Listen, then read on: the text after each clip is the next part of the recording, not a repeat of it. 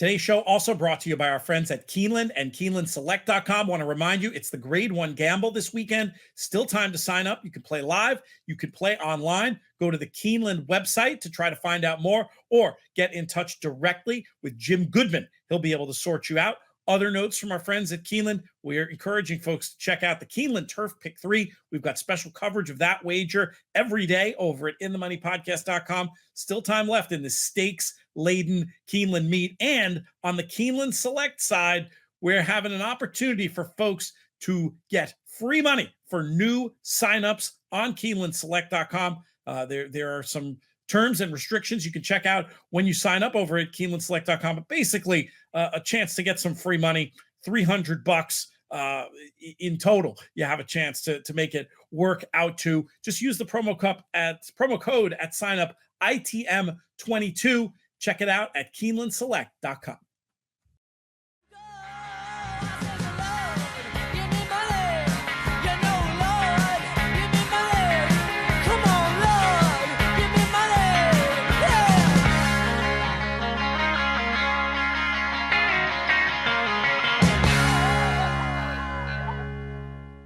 Next up on the show, very happy to welcome in a guest I've been chasing for a few months ever since he won the NHC out in Las Vegas, pocketing a hefty prize and positioning himself to go on stage next year and grab an Eclipse Award for Horse Player of the Year. David Harrison, welcome to the In the Money Airways. Well, thank you, Pete. Thank you for having me.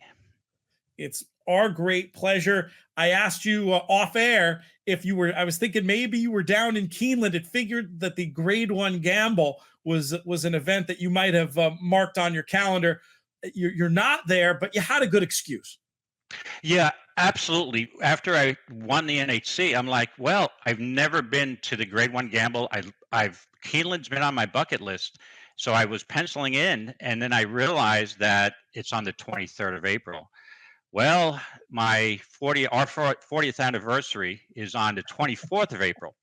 So it was one of two things: either participate in the Grade 1 Gamble live at Keeneland, which I'd love to do, or be divorced on my 41st, the first day of my 41st wedding anniversary. So that wouldn't have gone over too well. So it's understandable, but you can play online, Yeah, I know, but it's just we have weekend events planned. So when I tell my wife, well, listen, I can't, I've got to cut brunch here short on our 40th wedding anniversary weekend. So I got to play a couple of races here because I'm in the hunt.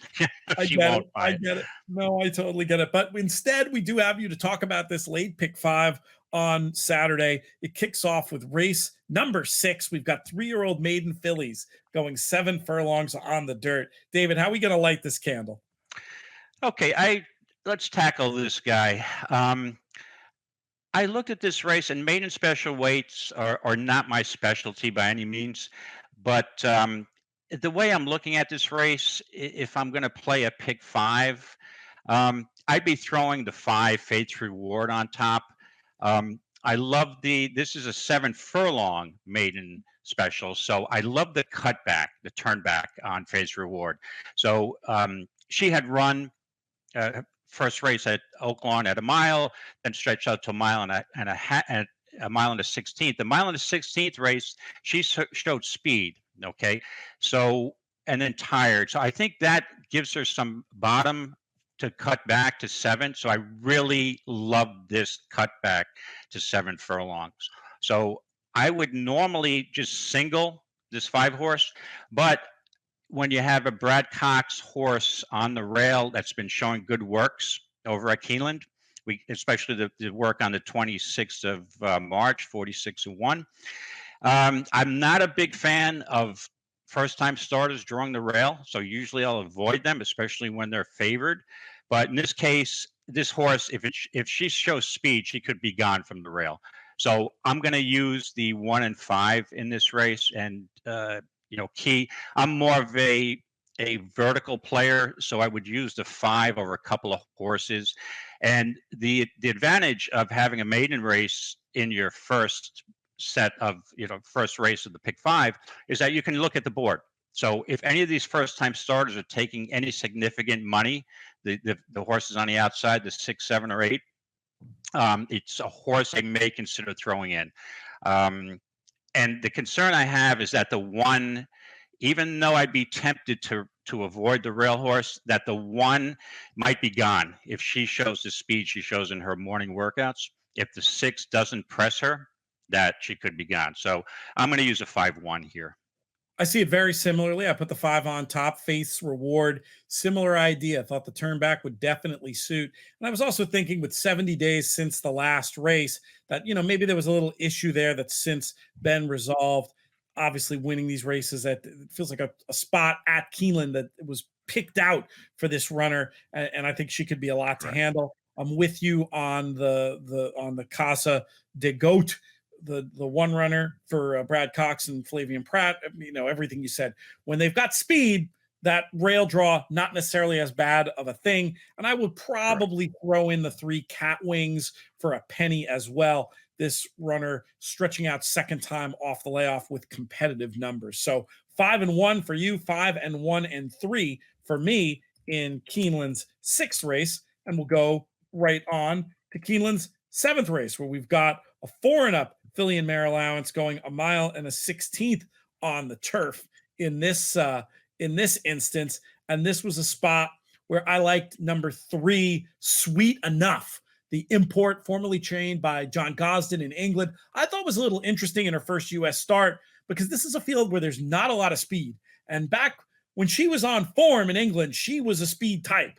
And I'm hoping Arad Ortiz rides her aggressively. She's got a couple of the markers I look for in European runners who are going to do well here. Did well around York. That's left-handed. Also did well on faster ground over there. I think racing in the USA is going to agree with Sweet Enough, and I think she's a good play, 7-2, 4-1 around there. And I'll also use Saranya, the 9. This horse has been running in a steady diet of stakes company, and just looking at pace figures, maybe doesn't need to be quite as far back as she's been. I like the switch to Pratt. I was going to try to get out 3 and 9 in race 7. How do you see it? Well, we're on a totally different page here. Okay. Now, granted, you are much more familiar with European turf form than I am. I will guarantee you that because you've been there many times. And, until a horse coming from overseas demonstrates that it can run in the States effectively, I'm going to always pass. So at 4-1, I mean, again, if this horse was 10-1, if it's 4-1 morning and 10, 12-1 on the line, I probably would be tempted to use it. But, and again, talk about the purse. I mean, I was surprised. I'm like, they're giving away some great money at Keeneland, 130,000 non-winners at 3. I'm like, wow.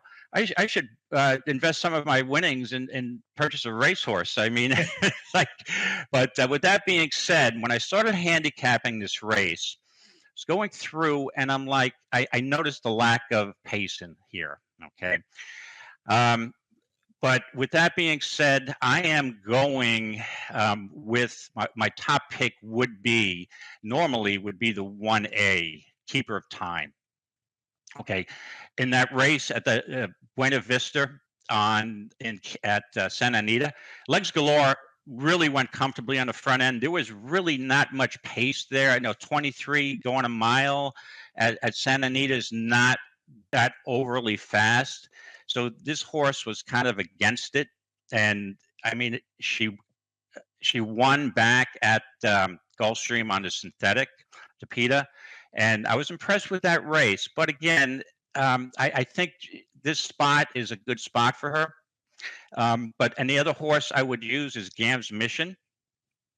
I do like that off a layoff, she did close to run a respectable second. And I think she's sitting on a big race for Sherry DeVoe.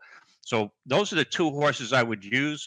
But then I started thinking, Pete, looking at the lack of pace, in these pick 5s, I want to have a chance to make a nice profit. So I'm not going to use chalk and first or second choices or third choices. I'm going to give a shot. I'm going to include Whimsical Muse in there.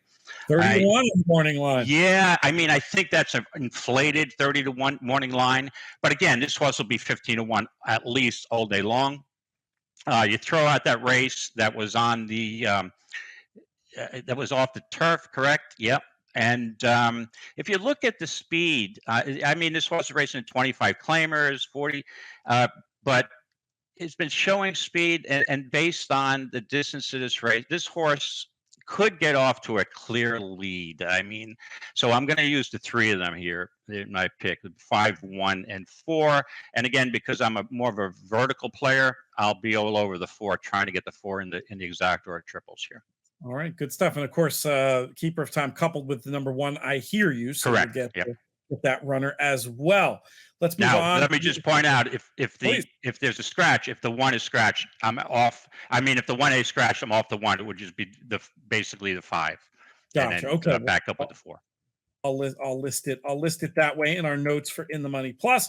Let's talk about race number 8. We've got graded stakes action in the Ben Ali going 1 1/8 miles on the dirt.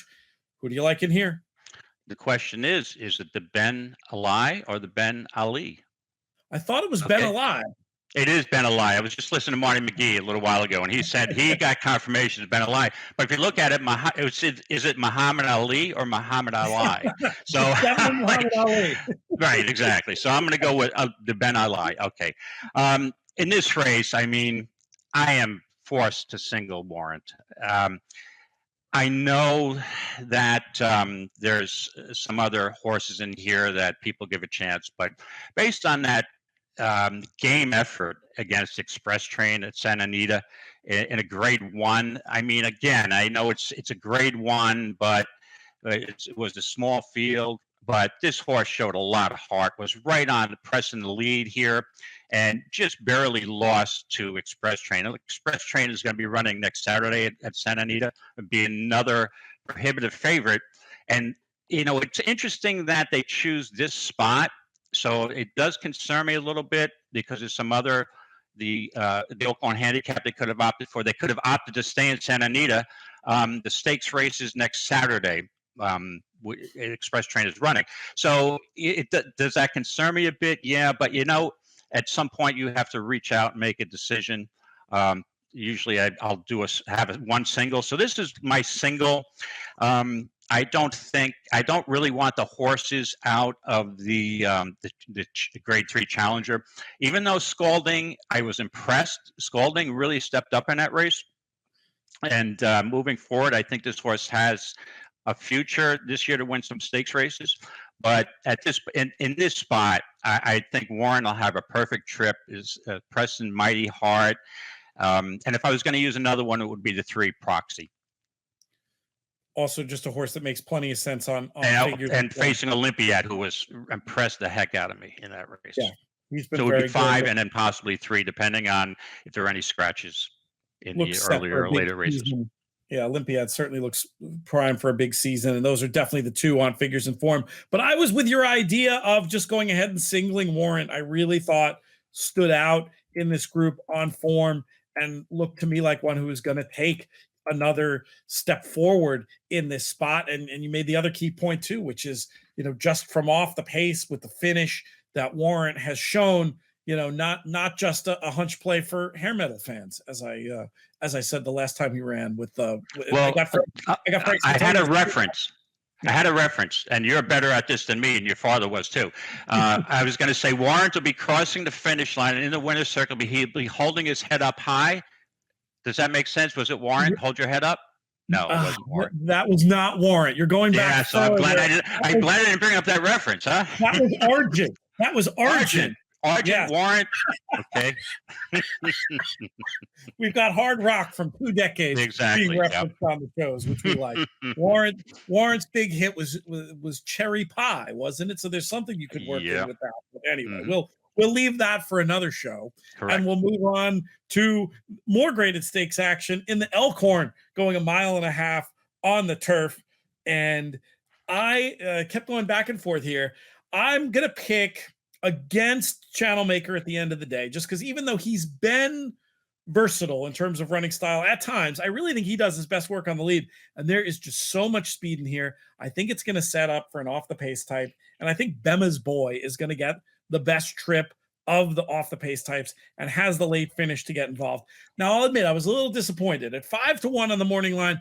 I surely wouldn't want any shorter than that. And even 5-1's a little skinny because I'm not sure if Bema's Boy is really fast enough. But I think in the picks, and I think in reality, he could be north of 6-1 and makes sense as an alternative. I will use Channel Maker 2 as the old class horse to potentially get involved in this spot. But I'm going to call it 1-5 in the Elkhorn. How do you see this one? Are we opposed again, or are we back reading? Yes, we're on separate pages. So if your listeners are going to be really having an expanded ticket if they're going with both of our, it's going to be an expensive ticket. Yeah, this race, out of all the 5 races, Pete, this is the one I spent the most time with.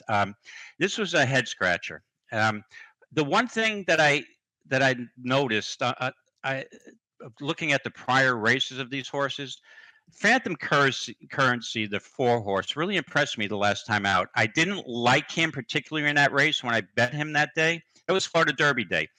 And I left him out. I was all over Wolfie's Dynaghost, and that killed me. But well, that's a story for another time. But that was this horse is cruising on the front end. This is a great tune-up race. And after this race, I watched a couple of replays. And I'm like, this horse is going to be moving up in stakes company this year. This horse, I just visually was real impressive. You look at that workout on March 27th, 5:57 breezing.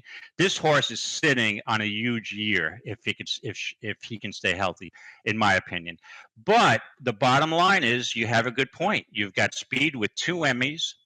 And you've got the speed with Channel Maker. Now, I'm off Channel Maker totally because off the layoff, I think this horse needs a couple races to get in his best form.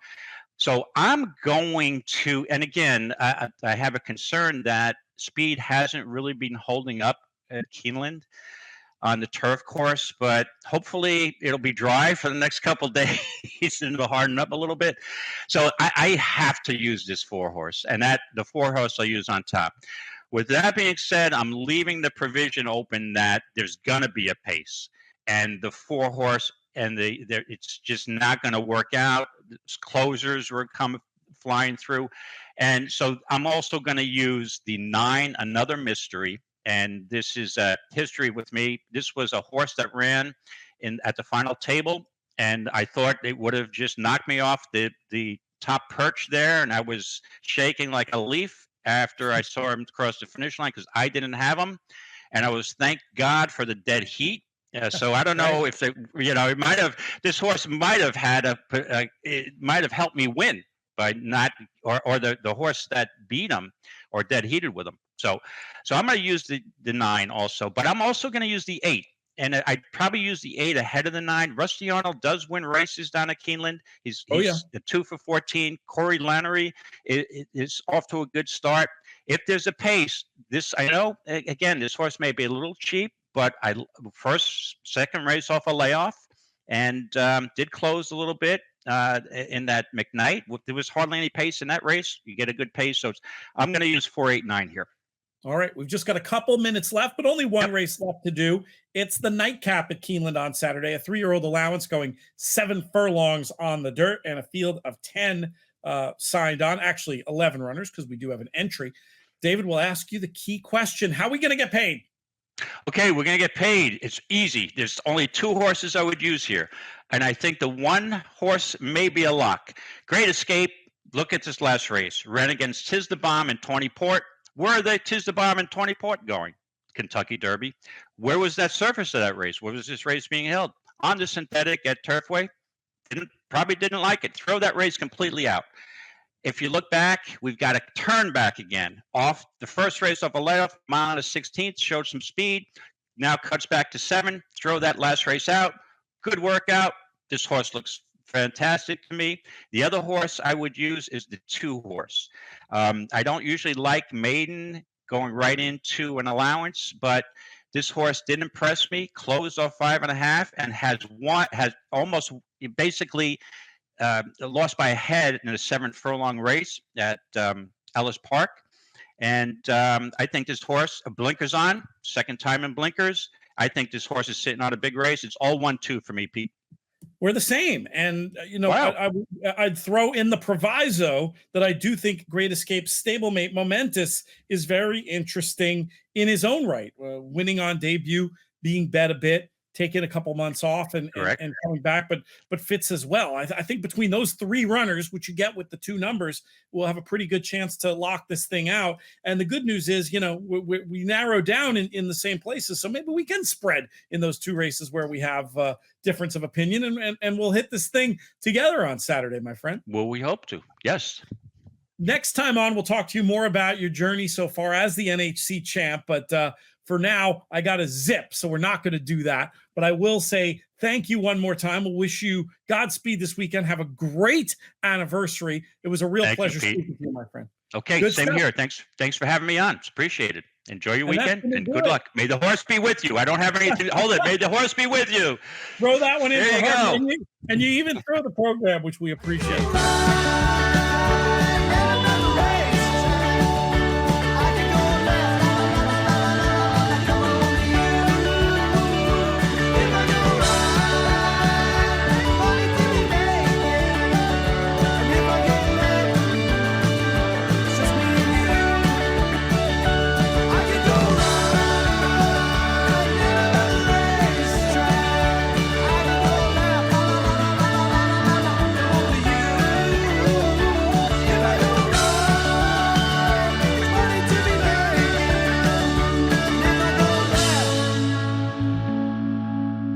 Just me.